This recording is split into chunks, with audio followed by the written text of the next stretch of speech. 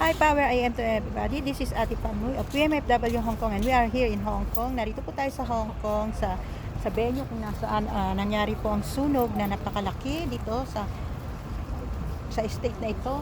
And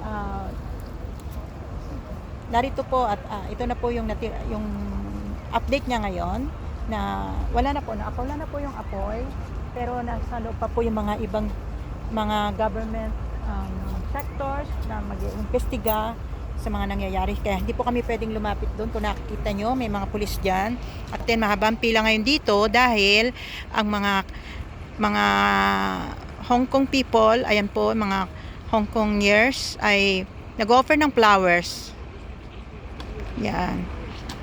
Para sa ating mga pumanaw na residente dito sa ating sa One Pok Estate, this one in Tai Fo.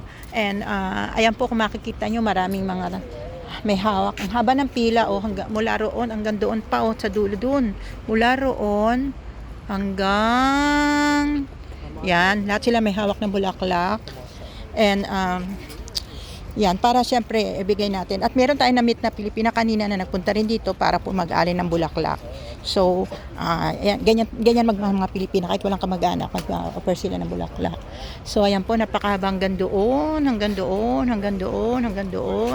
Ayan, hanggang dito. At ito po, mayroong lugar dito kung saan pwede rin kayo mag-offer ng bulaklak. Ayan. And dito rin sa kabila na kung saan bumabaha na po tayo ng bulaklak, napakaraming reporter. May na-meet tayo na Korean reporter din sa kanilang Korean TV. Ayan. And dito po yung talagang kung saan ino-offer nila, dito yung nagpipray sila.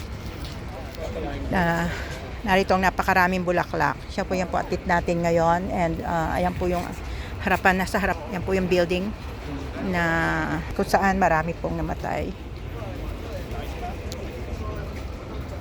128 po yung namatay at hindi pa po as of now, hindi pa natin makita ang ibang update. At meron pong 7 Indonesia na namatay at sa Pilipina po naman, wala pa po tayong update kung may Pilipina pong namatay, pero meron po tayong Pilipina na nasa ospital ngayon dahil nga po dahil po sa sunog na ito.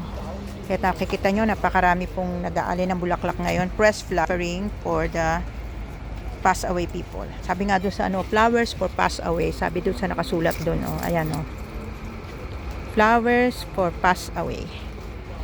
So, ang bango po ngayon ng area dito, bumabango talaga. So, hanggang dito na lang. And this is Ate Panmoy of UMRW Incorporation Hong Kong reporting for DWIC.